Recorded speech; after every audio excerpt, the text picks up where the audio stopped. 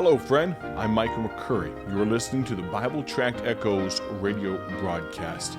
Greatly appreciate your attention. We are going to continue a preaching time, a message from Dr. Paul Levin from all the way back in 1979.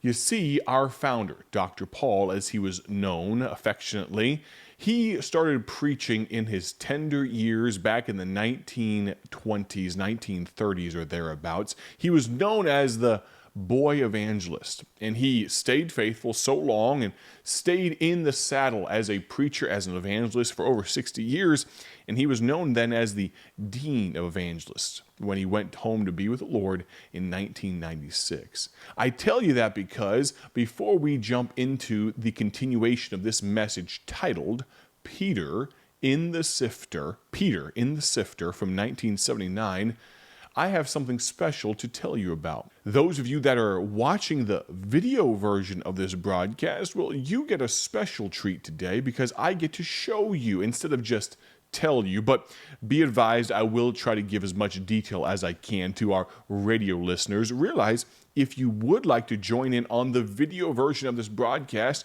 you can do so on YouTube or Facebook. Just search for Bible Tracts Incorporated, Bible Tracts Inc., and you'll find this daily broadcast, Bible Tract Echoes, on your favorite video player. You can also find the archived versions on Spotify, TuneIn, Stitcher, Google, and Apple Podcasts, anywhere you listen to podcasts on demand. But I digress.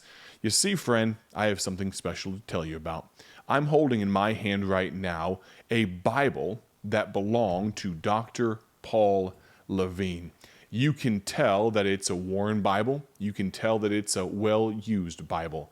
And it's my privilege today to share just a thought. I think maybe we might make a series out of bringing to life some quotes from inside this old black book from many years ago. Today I was thumbing through it and this quote caught my eye. It says this: "An excellent rule in studying the Bible." I don't know if this is original to Dr. Paul or not, but it says this: "An excellent rule in studying the Bible. Number 1, admit. 2, submit. 3, commit. And 4, transmit." But that's not all, because next to number 1, admit, it says, admit that it is God's word to you. We all need to admit that the Bible is God's words to us. Number 2, submit to its teachings. And that's my prayer for you today as we dive into the preaching time, that you will submit to the truth of God's word brought to you by Dr. Paul. Number 3, commit it to memory. Could you, if I put you on the spot, if I put this microphone in front of your face and said, share with us a Bible verse that you've committed to memory? Oh, would you stumble? Would you stammer? Or would you have to rely on John 11:35, that 2-word verse, Jesus wept? I hope that's not the case for you today. So number 1, admit that it's God's word to you. 2, submit to its teaching. 3, commit it to memory. Number 4, transmit it to others. And lastly this: then its wonderful power and depth will soon be manifest.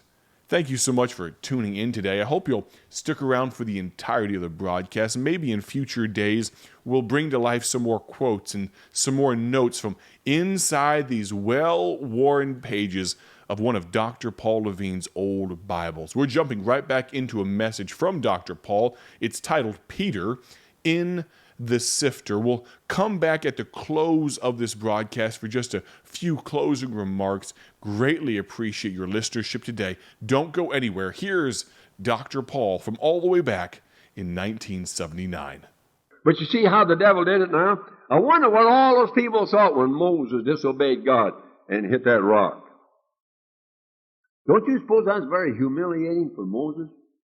But that's what the devil's out to do. He's out to destroy your testimony and mine. And then here's Samson.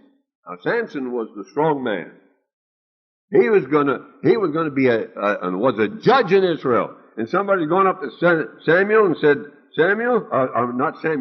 Samson, You don't know it, but I'm going to tell you something about you. What are you going to tell me about me? The day's going to come when you're going to sink so low into sin that you're going to visit a harlot. And Samson said, you better not say that twice. I could knock your head clear around the world with one swat. You better not talk about me like that. Well, I just want you to know that you are going to dishonor God and disgrace God, and you are actually going to visit a harlot. Would he have believed it? No. He wouldn't have believed it. Would Moses have believed it? He says, you're going to blow your top? No. Would Elijah believe it? It says, if you said you're going to run from one woman? No. And you and I wouldn't believe it either. We wouldn't believe it either if somebody were to tell us ahead of time of something we might do in a moment of weakness.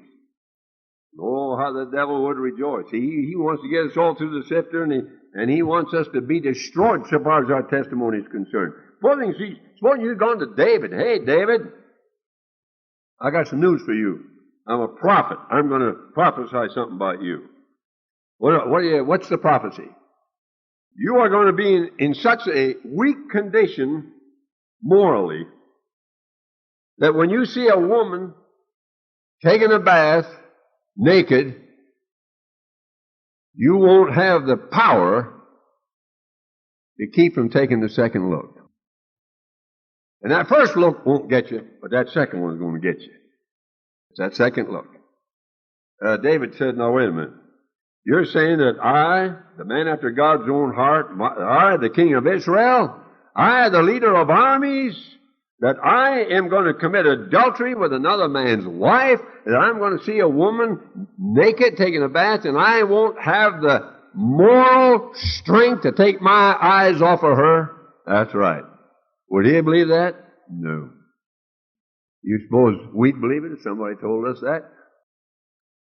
How many men do you know that have been in the ministry have gone down the drain on this very thing? I told you about that yesterday. Boy, how we have to be careful. We have to be careful, men. We're men. We got to be careful. The devil will attack you at what you say is your strong point. David's strong point was he was a man after God's own heart. And Samson's strong point was that he was strong physically and a judge. And Moses was strong because he was meek. And Elijah was strong because he was courageous. And the devil got every one of them on their strong point. And so we have to be careful. You know, one time I was holding meetings in a certain church in the Chicago area, pretty good sized church at that time. About 1,400 members. And they had an associate pastor there and a youth director. So my singer and I were driving downtown to the Loop every day from Cicero out to the Loop, or into the Loop rather, of Chicago every day for a noon broadcast. So we were using his car. So Friday came, and he came to me, and he said, I'm going to be gone over the weekend. So, since you have my car, Brother Paul, he said, now Saturday night, he said, I want you to take my babysitter home. I said, how old is your babysitter? Oh, about 18. At that time, I was in my early 20s. And I said, no, I'm not going to take your babysitter home. And I can't understand this fellow. You'd think he'd have more sense. He looked at me and said, you kidding me? I said, no, I'm not kidding you. I wouldn't take your babysitter home for any amount of money. I said, why not? Well, I said, now, he said, you could take Bob with you. Yeah, I said, he'd be a great chaperone. He's stone blind. He was a blind man, you know. He traveled with me for 42 years. He said, you could have him with you. So I said, no, I'm not going to take her home. I said, supposing I take her home, maybe Bob's with me, maybe Bob isn't. But supposing I take her home and it's 11 o'clock at night, and suppose she's sitting in the back seat, I won't even let her sit in the front seat with me. And I'm driving her home, and we get in a wreck. Some drunken driver comes along and plows into us. Next day in the newspapers, Evangelist Paul Levin holding meetings at Cicero Bible Church, and Susie Jones, age 18, in a wreck last night, 11 o'clock. See what that would have done? How in the world your babysitter's going to get home because I got your car, but I said, I'm not taking her home. You can't be too careful, whether you're in Christian work or what kind of work you're in, because it's the devil's business to see if he can't destroy your testimony.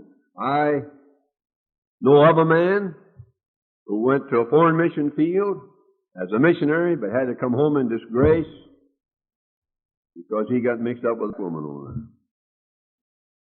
You say a missionary? Yes. If a missionary would fall like that, no telling what you and I might do under certain circumstances if we're weak. That's what the devil's out to do. Boy, you know, it just sort of scares me when I think about it, how the devil is out to destroy lives. Hey, friend, thank you so much for listening today. You know, the thought and the theme that I want to convey to you is this: he is out to destroy you. Who am I talking about? Well, I'm not talking about God. I'm not talking about Dr. Paul Levin. I'm not talking about me. I don't want to destroy you. No, friend, there is one that wants to destroy you, and he'll stop at nothing. It's Satan, of course, the devil. Oh, he's the prince and the power of the air for now. But there will come a day of judgment. There will come a day of reckoning. Until that day, friend, we need to be on our guard. He's out to destroy you. I think of those verses that Dr. Paul read on the Monday broadcast, Luke chapter number 22 and verse number 31. And the Lord said, Simon, Simon, he was speaking to Peter, behold, Satan hath desired to have you, that he may sift you as wheat.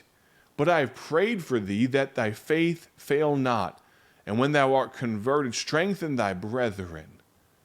You know, Peter didn't understand in that moment all that the devil wanted to do with him, all of the destruction that was going to be unleashed in his direction. Thankfully, he failed. Yes, he denied Christ 3 times. Yes, just like you and just like me, he stumbled. But I'm so thankful for the end of Peter's life and how he served God mightily and strongly. And I wonder if he looked back on that time when the Lord said, Simon, Simon. If he thought back, I'm sure with shame, but also with resolve that I'm not going to let that happen again. He, the devil, he's out to destroy you. But I'm so glad for that part of the verse. The Lord said, I have prayed for thee. Friend, thank you so much for listening. I hope you'll join us and conclude tomorrow right here on the Bible Tract Echoes radio broadcast. Have a great day for his glory. God bless.